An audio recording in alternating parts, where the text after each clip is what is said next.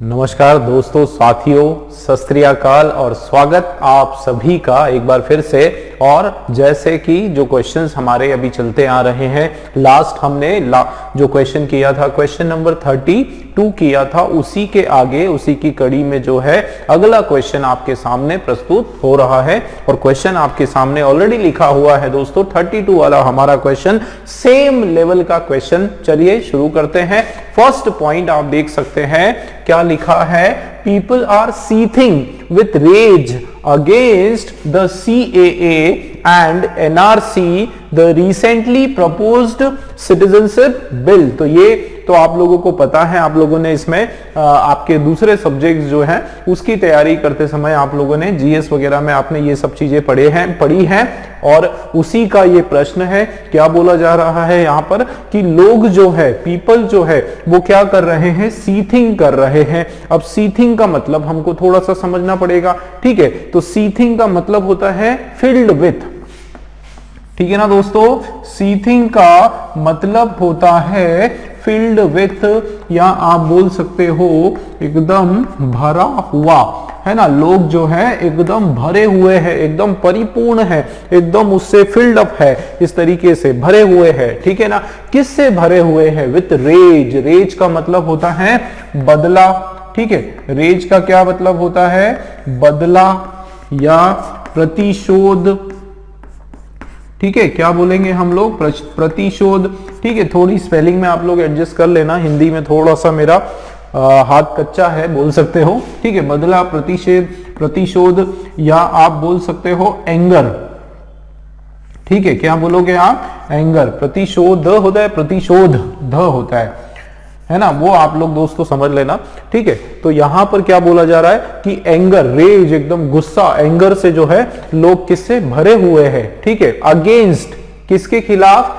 Against the CAA and NRC। ये जो दो कानून लागू हुए, कौन से? CAA और जो NRC, ये दो कानून हैं, उसके खिलाफ जो है कुछ लोग बिल्कुल गुस्से से भरे हैं, बिल्कुल अपना रिएक्शन दे रहे हैं गुस्से में, अपनी जो है प्रतिक्रिया वो दे रहे हैं, आंदोलन वगैरह, धरना प्रदर्शन वगैरह कर, ठीक है? कई जगह हिंसक झड़प भी हुई, जैसे कि आप लोगों को पता है कि दिल्ली में शाहीन बाग के आसपास के इलाकों में काफी ज्यादा दंगा भी हुआ, उस एरिया में कैजुअलिटी भी हुई काफी। तो उसके बारे में ही यहाँ पर डिस्कशन है कि लोग जो है गुस्से से हैं, गुस्से में है, इस अपना गुस्सा जाहिर कर रहे हैं इस कानून जो CAA और NRC के नाम से है उसके खिलाफ, द रिसेंटली प्रपोज्ड। और ये क्या है आपका? जो हाल ही में प्रपोज किया गया सिटीजनशिप का ये बिल है आपका, ठीक है ना?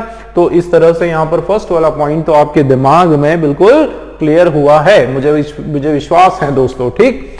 नेक्स्ट पॉइंट आप देखो, सेकेंड वाला, people are protesting against the two bills in different part of the state. यहां क्या बोला जा रहा है? यहां बोला जा रहा है कि लोग जो है वो प्रोटेस्ट कर रहे हैं, ठीक है? वो इसका विरोध कर रहे हैं, ठीक है? इसका क्या कर रहे हैं? इसका विरोध कर रहे हैं इन दो बिलों के खिलाफ, इन different part of the state, राज्य के अलग अलग हिस्सों में। अब आप अगर ध्यान से देखोगे तो यहां पर भी चर्चा किसकी हो रही है दोस्तों? चर्चा यहां पर भी पीपल की हो रही है।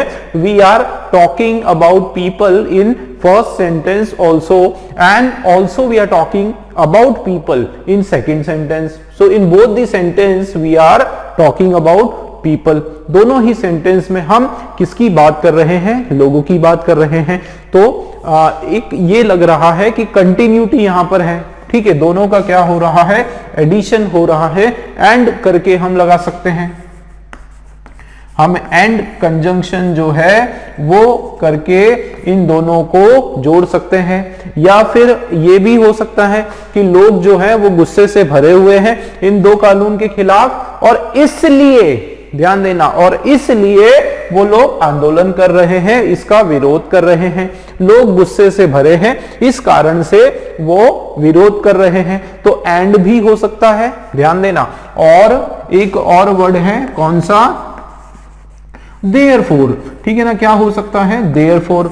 देयरफॉर भी हो सकता है। इसका मतलब इस तरीके से आप इन दोनों सेंटेंस को जोड़ सकते हो। दोनों आपके पॉजिटिव पॉजिटिव एक ही सिंगल सेंस के सेंटेंस है। ठीक, अब चलिए देखते हैं, ऑप्शन आपके सामने अवेलेबल है। फर्स्ट वाला ऑप्शन आप देखो क्या है दोस्तों, to excuse me, to protect against, ध्यान देना, एक्सक्यूज मी, ठीक है, क्या लिखा है, टू प्रोटेक्ट अगेंस्ट। अच्छा, तो यहां पर एक आपका क्वेश्चन का एरर हो गया, प्रोटेक्ट नहीं है दोस्तों, ये प्रोटेस्ट है, क्योंकि यहां किसी प्रकार की कोई प्रोटेक्शन की तो बात हो नहीं रही है। ठीक है ना, मतलब ये प्रोटेस्ट है, क्वेश्चन का एरर हो गया। ठीक है, अब देखते हैं, तो देखो क्या लिखा है, टू प्रोटेस्ट अगेंस्ट, ध्यान देना, अब ये कहां लिखा है, to protest against the two bills in different part of the state, people to protest against to protect against the two bills in different part of the state, people are seething with rage against CAA। ठीक है, तो क्या हम इस तरीके से बोल सकते हैं कि इस टू प्रोटेस्ट, अच्छा, इसको हम थोड़ा सा इसमें शब्दों का हेरफेर करने वाले हैं, इसको हम ऐसा करने वाले हैं, to protest against the CAA and NRC people, ध्यान देना, पीपल, अच्छा, मुझे लगता है कि नहीं, ये क्वेश्चन का एरर नहीं, यहां पर प्रोटेक्ट ही होगा। ठीक है, क्योंकि अगर आपने प्रोटेस्ट लगा दिया तो ये फिर मीनिंग नहीं बनने वाला है, रॉन्ग हो जाएगा। ठीक है, ये आपका प्रोटेक्ट ही है, ध्यान देना दोस्तों, ये मैंने सही किया था, बाद में मुझे कंफ्यूजन हो गया, ये आपका प्रोटेक्ट है। तो ये ऐसा बोला जा रहा है कि to protect against the CAA and NRC, people are protesting the two bills in different part of the country, इस तरह से यहां पर कुछ है, या आप इसको ऐसे बोल सकते हो, to protect against the citizenship bill, people are protesting, इस तरह से यहां पर इसको हम बोल सकते हैं कि लोग क्या कर रहे हैं, वो अपने आप को सिटीजनशिप जो बिल है उससे बचाने के लिए, उससे सेव करने के लिए लोग क्या कर रहे हैं, लोग प्रोटेस्ट कर रहे हैं दो बिल के खिलाफ, इस तरह से यहां पर होने वाला है। इसका मतलब ए वाला हमारा हो जाएगा। ठीक है ना दोस्तों, ए वाला हमारा हो जाएगा।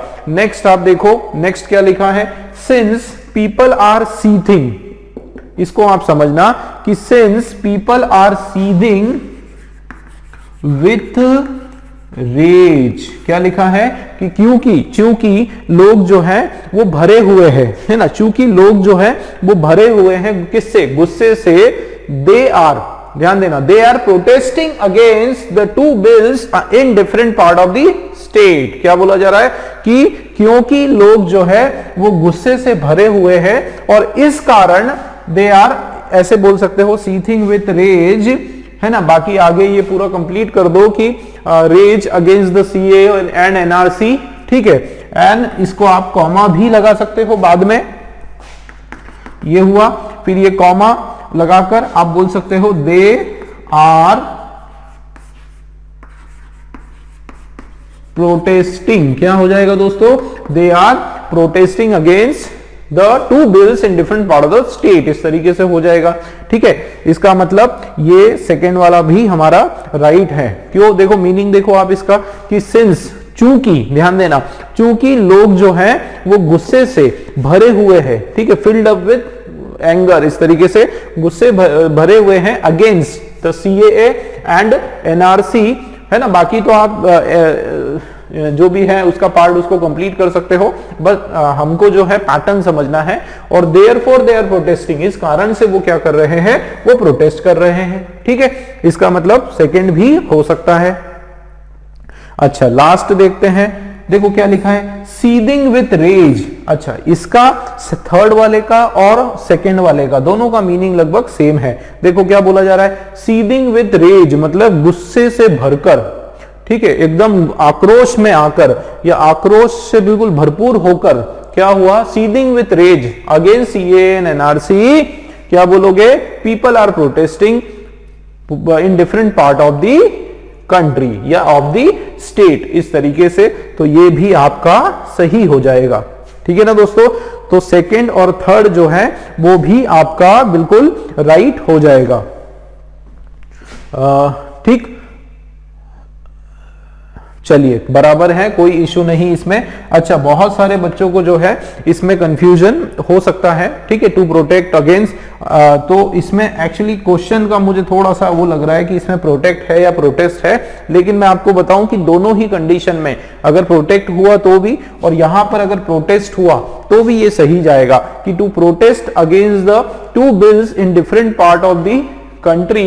ठीक है, आप इसको कैसे बोलोगे कि ये जो है बिल को प्रोटेस्ट करने के लिए जो है which make by which people are seething with rage, इस तरीके से करके आप उसको जोड़ सकते हो। इसका मतलब इस पर्टिकुलर क्वेश्चन में दोस्तों आपका फर्स्ट, सेकंड और थर्ड ये तीनों के तीनों आपके सही हैं। इसका मतलब कौन सा वाला ऑप्शन हमारा बिल्कुल राइट हो जाएगा दोस्तों, बताओ जरा कौन सा ऑप्शन। तो हाँ, ऑप्शन नंबर सी जो है वो हमारा बिल्कुल करेक्ट हो जाएगा। ठीक है, क्लियर हुआ। चलिए वीडियो को फिर से देखें आप एक बार और। ठीक है, चलिए अगला क्वेश्चन देखते हैं दोस्तों। चलिए दोस्तों, अगला क्वेश्चन प्रस्तुत है आपके सामने, क्वेश्चन नंबर 33 हमारा। फर्स्ट इसका जो पॉइंट है हम पढ़ने वाले हैं, आप देखो, Twitter had taken stern step on one of the controversial tweets of Kapil on 23rd Feb 2019।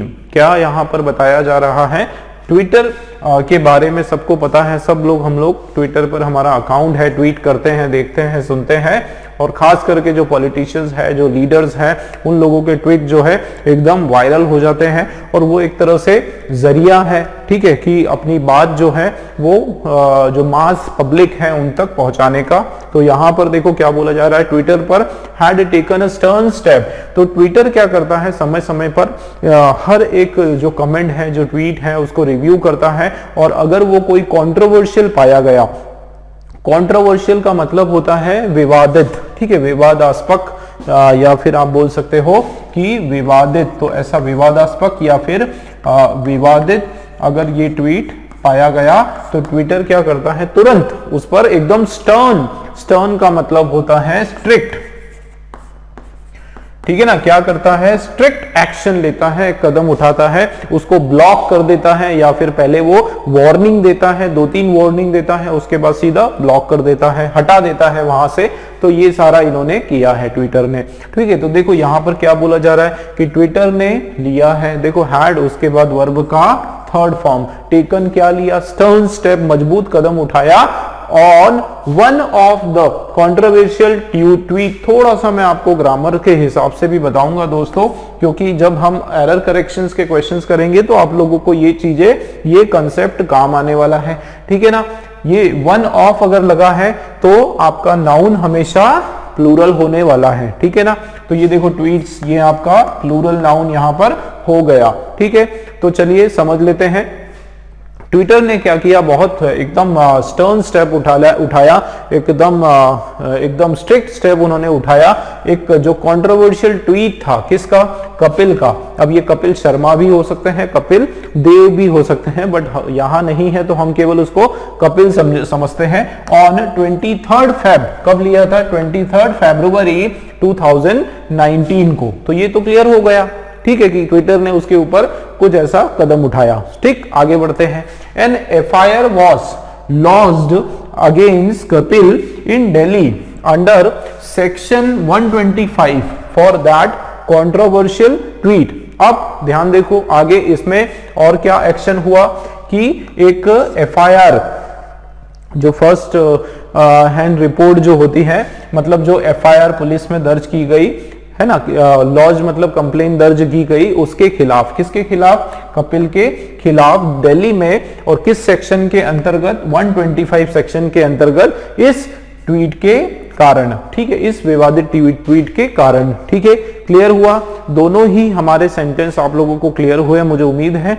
और दोनों कैसे, देखो एक दूसरे से दोनों को क्या रिलेशन है कि भाई पहले तो क्या हुआ कि ट्विटर ने ये कदम उठाया, और उसके बाद जो है उसके खिलाफ एक कंप्लेन भी दर्ज की गई। अब ये नहीं मेंशन किया है कि ट्विटर ने ही की है, हो सकता है किसी दूसरे ने किया है, ठीक है। मतलब यहां पर एंड करके दोनों सेंटेंस को हम लोग जोड़ सकते हैं, ठीक है, क्योंकि सेम वेटेज के हैं, उसी एक ही पर्सन के खिलाफ क्या क्या एक्शन हुआ वो हुआ है, ठीक है।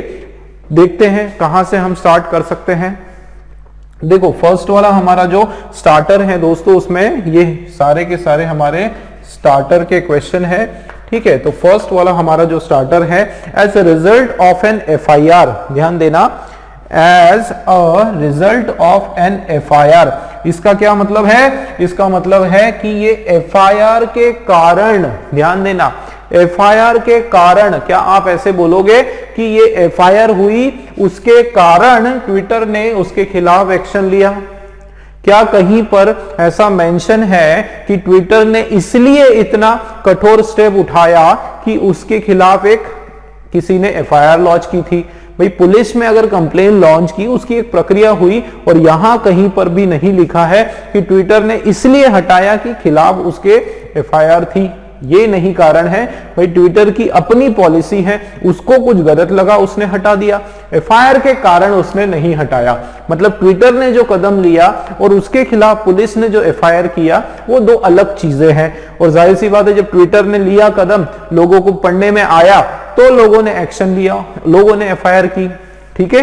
तो इसका मतलब यहां पर फर्स्ट वाला तो बिल्कुल नहीं होने वाला है, ठीक है ना, as the result of FIR, ठीक है। ऐसा आप नहीं बोल सकते हो कि ट्विटर हैड टेकन इस तरीके का, ये आपका सेंटेंस नहीं कहीं पर भी मेंशन किया हुआ है, ठीक है। आगे बढ़े, चलिए नेक्स्ट आप देखो, because of the controversial tweet, ध्यान देना कैसे इसकी हम कंप्लीशन कर सकते हैं। Because of the controversial tweet, ठीक है, ट्वीट, बाकी आप ट्वीट ऑफ कपिल और ये एडिशनल चीजें हैं, बट देखो ये जरूरी नहीं है कि सारे के सारे शब्द अपन लिखना है यहां पर जोड़कर, ये है बस हमको तो ये देखना है कि क्या इससे सेंटेंस स्टार्ट होगा या नहीं होगा, ठीक है। तो कुछ बेसिक चीजें याद रखना है कि क्या इससे अगर सेंटेंस शुरू होता है तो क्या वो पूरा कंप्लीट मीनिंग वैसा ही देने वाला है जैसे कि दोनों शब्द लिखे, दोनों सेंटेंस लिखे हैं, ठीक है। वो हमको देखना है और यस और नो कर देना है बस, ठीक है। ज्यादा एकदम एक एक वर्ड चिपकाने की कोशिश नहीं करना है। देखो तो क्या ऐसा हो सकता है, देखो because of the controversial tweet by the Kapil, फलाना फलाना डेट पर FIR had launch against him, बिल्कुल सही बात है, क्योंकि लोगों को पता ही तब चला जब उसका ट्वीट आया, ठीक है। ट्वीट ही नहीं देता तो लोग उसके खिलाफ फालतू में एफआईआर क्यों लिखते, है ना, ट्वीट के कारण ही लिखा उन्होंने।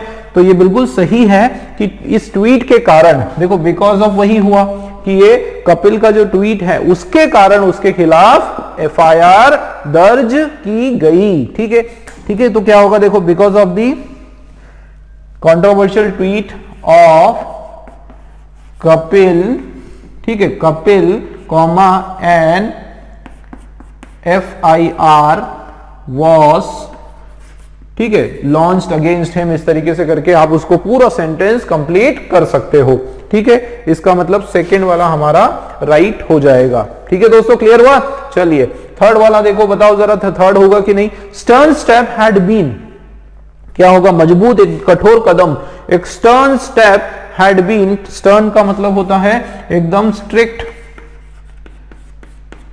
Step had been taken against, क्या कहां है बताओ, stern step had been taken against Kapil, ठीक है, by the Twitter and therefore FIR was launched, बिल्कुल हो सकता है, शुरुआत इससे कर सकते हैं कि stern step had been taken against Kapil for his tweet, controversial tweet, इस तरीके से आप इसको जोड़ सकते हो। इसका मतलब यहां पर थर्ड वाला भी हमारा राइट है दोस्तों, ठीक है ना, थर्ड वाला भी राइट है, 2 और 3 जो है वो हमारा बिल्कुल राइट आंसर है।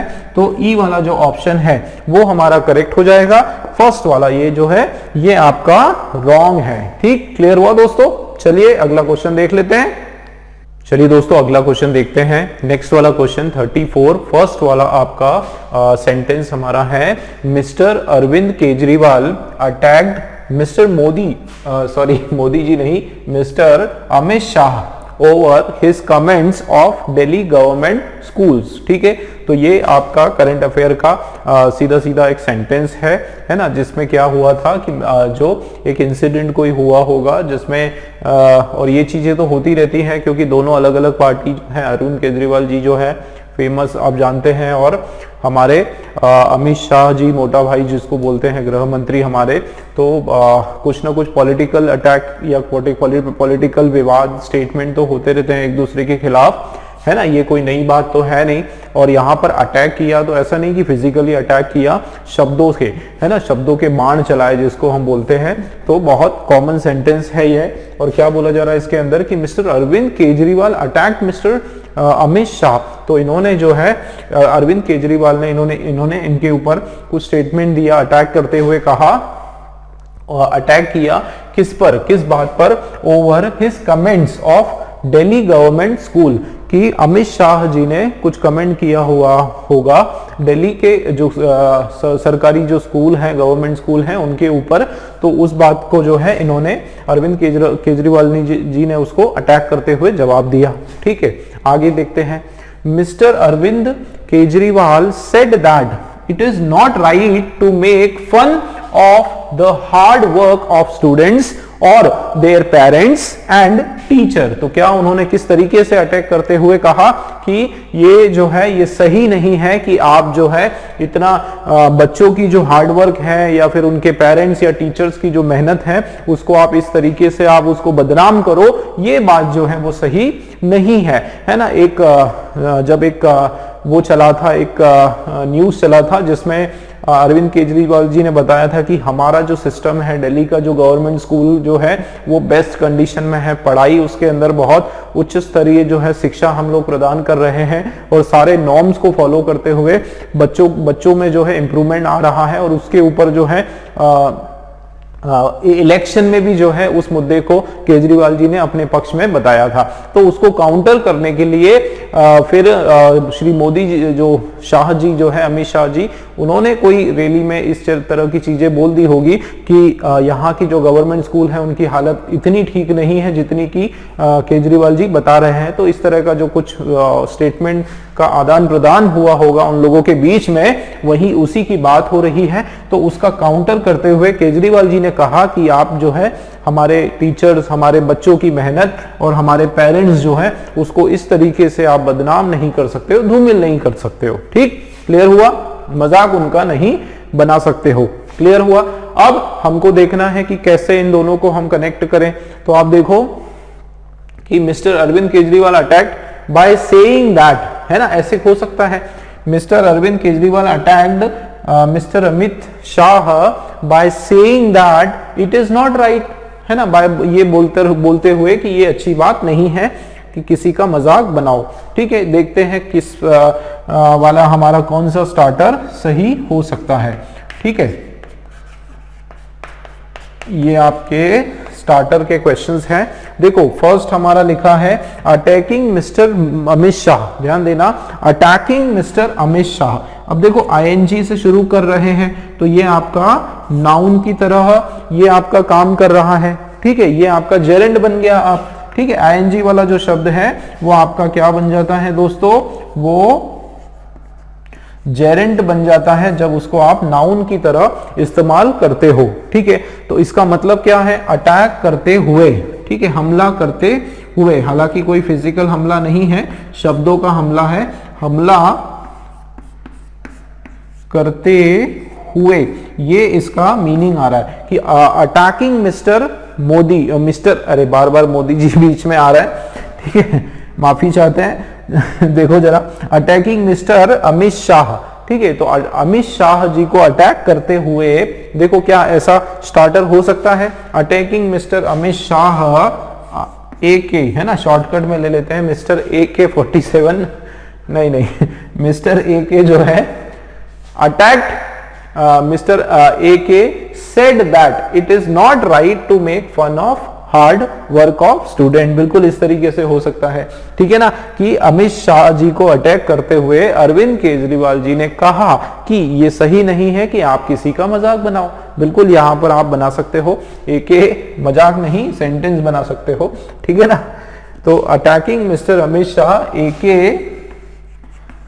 सेड दैट, अरविंद केजरीवाल से सेड दैट इट इज, है ना, नॉट राइट और XYZ, आपका पूरा सेंटेंस कंप्लीट हो जाएगा। ठीक है, इसका मतलब ये फर्स्ट वाले से हमारी स्टार्टिंग बिल्कुल हो जाएगी। ठीक, नेक्स्ट आप देखो सेकंड वाला, since it is not right, ध्यान देना, since it is not right to make fun of hard work of student, क्या लिखा है, since it is not right to make fun of hard work, so Arvind Kejriwal attack mister Modi. फिर मोदी जी आ गए। ठीक है, अरविंद केजरीवाल अटैक मिस्टर अमित शाह, ये इस तरीके इस मोदी जो है बार बार निकल रहा है, वो उसका एक कारण ये हो सकता है कि मोदी और अमित शाह एक दूसरे के पर्याय हो चुके हैं। ठीक है, दोनों एक दूसरे के बिना कोई डिसीजन नहीं लेते और एक दूसरे की जो भावनाएं हैं वो बिल्कुल इशारों से समझते हैं। तो अमित शाह जी और मोदी जी में ज्यादा फर्क नहीं है। ठीक है, हालांकि मोदी जी उनके गुरु हैं। चलिए मुद्दे पर आते हैं। तो देखो क्या लिखा है कि since it is not right, कि चूंकि ये सही नहीं है। ठीक है ना, सिंस का मतलब क्या है, चूंकि, या फिर यहां पर लिख देते हैं कि सिंस का मतलब होता है चूंकि या क्योंकि, है ना, क्योंकि इस तरीके से ये सिंस का मतलब निकल कर आ रहा है। ठीक है, तो क्योंकि ये सही नहीं है कि आप जो है फन बनाओ बच्चों का, एंड देयरफॉर, है ना, देयरफॉर करके या कॉमा करके भी आप लिख सकते हो, है ना। इसके बाद एक सेंटेंस, सॉरी यहां पर लिखेंगे, कहां था, राइट टू मेक, ठीक है, मेक ऐसा लिखा, फिर कॉमा, और फिर आप लिख सकते हो अरविंद केजरीवाल अटैक मिस्टर अमित शाह, इस तरीके से। ठीक है, इसका मतलब सेकेंड वाला भी दोस्तों हमारा करेक्ट है। ठीक, नेक्स्ट हम देखते हैं थर्ड वाला होगा कि नहीं, बताओ जरा, आप लोग भी दिमाग लगाओ और बताओ। As long as mister Amit Shah, है ना। अब एज लॉन्ग का क्या मतलब है दोस्तों, एज लॉन्ग का क्या मतलब है, जब तक की। ठीक है, जब तक की, इस तरीके से, जब तक, है ना, जब तक, फिर ये कि जब तक अमित शाह। तो यहां पर देखो as long as mister Amit Shah, कोई मीनिंग आ रहा है क्या, कि जब तक कि अमित शाह जो है वो क्या फन करेंगे, मजाक उड़ाएंगे स्टूडेंट्स का या पेरेंट्स का, तब तक अरविंद केजरीवाल जी उनको अटैक करेंगे। क्या इस तरीके से मतलब है कि एज लॉन्ग एज, जब तक कि अमित शाह जी ऐसा करेंगे तब तक कि अरविंद केजरीवाल जी उनके साथ ऐसा करेंगे, कोई मीनिंग नहीं आ रहा है। ठीक है ना, इसका मतलब यहां पर एज लॉन्ग एज का कोई सेंस नहीं बनता है। ठीक है ना, एज लॉन्ग एज कब यूज करते हैं हम लोग, जब तक कि, इस तरीके से जब हमको लिखना है तब यूज करते हैं। ठीक है, इसका मतलब फर्स्ट और सेकेंड ये हमारे सही है, मतलब डी वाला जो ऑप्शन है दोस्तों वो हमारा बिल्कुल राइट है। ठीक, अब आप लोगों ने देखा कि ये क्वेश्चन जो हम कर रहे हैं, तो यहाँ ट्रिक तो ठीक है, लेकिन यहाँ पर सबसे ज्यादा जो चीजें जरूरी है वो है आपकी अंडरस्टैंडिंग, आप कितने अच्छे तरीके से उस दो सेंटेंस को समझ पा रहे हो और कितने अच्छे से उसको हिंदी में ट्रांसलेट कर पा रहे हो, उस पर बहुत हद तक निर्भर करेगा कि ये वाला पर्टिकुलर जो लेवल है, ये जो सेक्शन है स्टार्टर का और एक कनेक्टर का भी होता है, ये आपके आसान होंगे। ठीक है ना, क्लियर हुआ दोस्तों। चलिए, मेरी तो कोशिश है आप लोगों के लिए बिल्कुल पूरा तन मन से, हर तरीके से मैं तैयार हूं आप लोगों को हर डिटेल, छोटी छोटी चीजें भी आपको मैं बताए जा रहा हूं। ठीक है, ताकि आप कहीं पर भी आपके मन में डाउट ना रहे। ठीक है, चलिए देखते हैं अगला क्वेश्चन। चलिए दोस्तों अगला क्वेश्चन देखते हैं। नेक्स्ट वाला क्वेश्चन आपके सामने, क्वेश्चन नंबर 35 हमारा फर्स्ट वाला, इसका सेंटेंस हम लोग पढ़ते हैं। देखो क्या लिखा है, doctors are unavailable to clinics in many government hospitals. क्या बोला जा रहा है कि डॉक्टर्स जो है वो क्या है, अनअवेलेबल है, मतलब वहां पर डॉक्टर्स मौजूद नहीं है। ठीक है, कहां मौजूद नहीं है, अनअवेलेबल टू क्लिनिक्स, मतलब क्लिनिक जो होते हैं उनके ऊपर डॉक्टर्स जो है वो नहीं मिलने वाले हैं, इन मेनी गवर्नमेंट हॉस्पिटल्स। ठीक है, तो doctors are unavailable to clinics. अच्छा, तो गवर्नमेंट हॉस्पिटल्स में जो क्लिनिक्स बने हुए हैं, अलग अलग जो उनके सेक्शन, जो चैम्बर बने हुए हैं, वहां पर डॉक्टर्स अवेलेबल नहीं है। तो उसका कारण क्या है है ना। क्या रीजन है, अगला सेंटेंस समझते हैं। देखो क्या लिखा है यहाँ पर सेकंड वाले में, they are getting infected by the corona virus और are being forced to go into quarantine after coming in contact with Covid patients. देखो ये एक बहुत बड़ी समस्या आप लोग समझ ही सकते हैं कि किस तरीके से हमारे जो कोरोना वॉरियर जो है उनका दर्जा दिया गया है हमारे डॉक्टर्स को, या फिर जो भी हॉस्पिटल के जो स्टाफ हैं, कर्मचारी हैं, हर वो व्यक्ति जो इस क्वारंटाइन या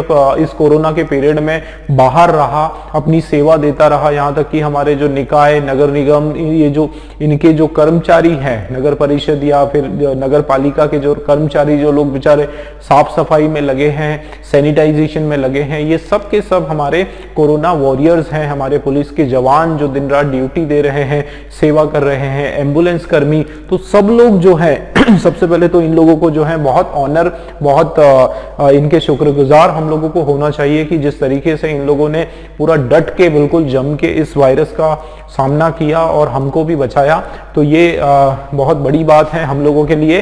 खैर उसी के ऊपर ये पर्टिकुलर सेंटेंस आपका दिया हुआ है कि क्या बोला जा रहा है दोस्तों। देखो डॉक्टर जो है वो क्लिनिक में नहीं मौजूद है, हॉस्पिटल में। उसका एक कारण क्या है कि दे आर गेटिंग इन्फेक्टेड। क्या कारण है, मतलब जाहिर सी बात है हम इन दोनों सेंटेंस को कैसे जोड़ सकते हैं, बिकॉज से जोड़ सकते हैं। क्यों वो क्लिनिक में नहीं मौजूद हो पा रहे हैं, क्योंकि वो इन्फेक्ट हो गए हैं, वो हो गए हैं, ठीक है, ग्रसित हो गए हैं किससे, कोरोना वायरस से, या फिर जो है उनको मजबूरन जो है उन लोगों को कहाँ जाना पड़ा, क्वारंटाइन में जाना पड़ा। क्योंकि अगर वो क्वारंटाइन में नहीं जाएंगे तो बाकी के उनके साथी जो है वो उसके कांटेक्ट में आ जाएंगे, परिवार वाले कांटेक्ट में आ जाएंगे, तो क्वारंटाइन में जाना बहुत आवश्यक रहा उन लोगों के लिए। ठीक है, तो यहाँ पर यही मीनिंग आ रहा है और सीधा सीधा बिकॉज से जो है दोनों सेंटेंस एक दूसरे से कनेक्टेड है। ठीक दोस्तों, क्लियर हुआ? सेकेंड वाला भी क्लियर हुआ, क्योंकि उनको फोर्स की, या तो वो इन्फेक्ट हुए या फिर उनको फोर्स किया गया कि भाई आप जो है, चाहे उनकी रिपोर्ट नेगेटिव आई हो या वो पॉजिटिव नहीं हो, क्योंकि नेगेटिव रिपोर्ट आने में भी कम से कम 3 से 4 दिन लगते हैं, कई बार ज्यादा लगते हैं।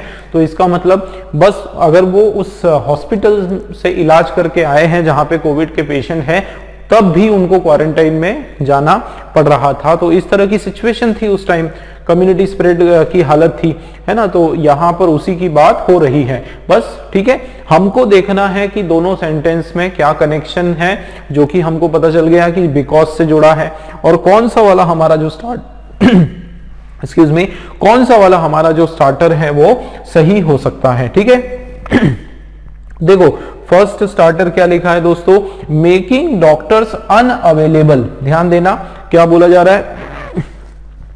देखो सबसे पहले तो ये याद रखो, अभी एक क्वेश्चन पहले भी आया था, उसके अंदर भी आईएनजी वाले वर्ड से शुरुआत हुई थी। मेकिंग का मतलब होता है ते हुए शब्द का जो है इस्तेमाल होता है। तो देखो मेकिंग मतलब करते हुए, ठीक है, या होते हुए, इस तरीके से। तो देखो डॉक्टर्स अनअवेलेबल मतलब डॉक्टर्स की गैर मौजूदगी होते हुए, ध्यान देना, या डॉक्टर्स की गैर मौजूदगी करते हुए क्या बोला जा रहा है बताओ जरा। तो to clinic they are getting infected by the corona virus, क्या इस तरह से मीनिंग आएगा कि making doctors unavailable to clinics comma they are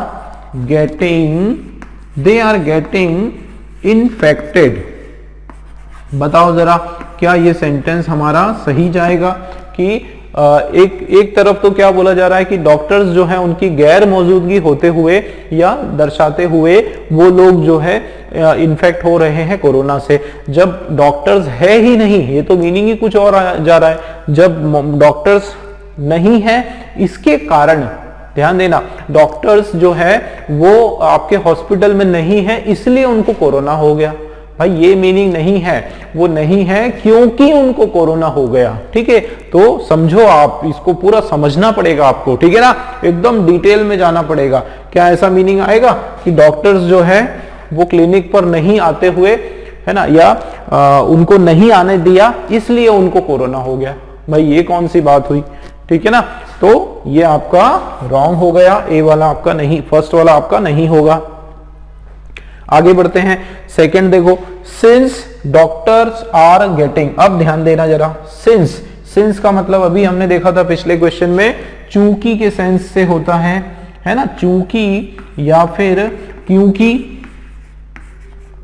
ठीक है, चूंकि या फिर क्योंकि डॉक्टर जो है वो ग्रसित हो रहे हैं या वो सफर हो रहे हैं किससे, कोरोना वायरस से, therefore they are unavailable to clinic, ये बिल्कुल हो सकता है, क्योंकि डॉक्टर्स जो है वो कोरोना वायरस से इन्फेक्ट हो रहे हैं, देयरफॉर, है ना, therefore they are unavailable to clinics, ये बिल्कुल हो सकता है। ठीक है, समझ में आ रहा है, ठीक है। तो चूंकि दे आर गेटिंग, क्या बोलेंगे, इन्फेक्टेड, यहां से शुरू कर देंगे, infected by the corona virus, बाकी पूरा कंप्लीट कर सकते हो, they are unavailable to clinic, अपने को जो है अपने हिसाब से इसको पूरा जोड़ना है। बस हमको इतनी ज्यादा मेहनत नहीं करना है कि पूरा सेंटेंस आखिरी तक पूरा 100% पूरा एक जैसा लगना चाहिए, हमको बस ये समझ बनाना है कि इससे शुरुआत ये हमारा स्टार्टर हो सकता है या फिर नहीं हो सकता है। ठीक है, चलिए क्लियर हुआ, आगे बढ़ते हैं। इसका मतलब सेकेंड वाला तो होगा दोस्तों, ठीक है ना, सेकेंड वाला ऑप्शन हमारा होने वाला है। नेक्स्ट देखते हैं, ऑल्दो डॉक्टर्स आर गेटिंग, अब यहां ऑल्दो आ गया। अब ऑल्दो का दोस्तों पहले भी बताया है मैंने, ऑल्दो और ये आपके जो वर्ड है, कौन कौन सा वर्ड है, ऑल्दो है और दो है। देखो ये ऑल्दो या फिर दो, ये जो वर्ड्स हैं आपके, ये क्या देते हैं, अपोजिट सेंस देते हैं, ठीक है ना, अपोजिट सेंस देते हैं, कॉन्ट्राडिक्शन देते हैं। जब कॉन्ट्राडिक्शन क्रिएट करेंगे, अपोजिट सेंस क्रिएट करेंगे, तो ये यहां पर यूज नहीं हो रहा है, क्योंकि यहां पर कोई इस तरह की अपोजिट सेंस की बात हो ही नहीं रही है। या तो कारण बताया जा रहा है कि भाई उनको क्लिनिक में वो नहीं है क्योंकि वो इन्फेक्ट हो गए, सीधी सी बात। तो यहां क्या बोला जा रहा है, हालांकि डॉक्टर जो है, अब ध्यान देना, हालांकि although doctors are getting corona virus they are unavailable, कि हालांकि उनको कोरोना वायरस है वो वहां नहीं आए, तो ये कोई बात नहीं हुई। ठीक है, तो यहां पर ऑल्दो का मीनिंग होता है हालांकि, और ये हमारा देता है अपोजिट सेंस। ठीक है ना दोस्तों, तो ये आपका नहीं होने वाला है। ठीक है, तो यहां पर ये पर्टिकुलर क्वेश्चन आपके सामने है, सेकेंड वाला जो है वो हमारा राइट आंसर है, मतलब सी वाला, ओनली सी, ओनली सेकेंड, एक सिंगल आपका जो स्टार्टर यहां पर है, ओनली सेकेंड जो है वो राइट आंसर हो जाएगा। ठीक है, चलिए अगला क्वेश्चन देखते हैं।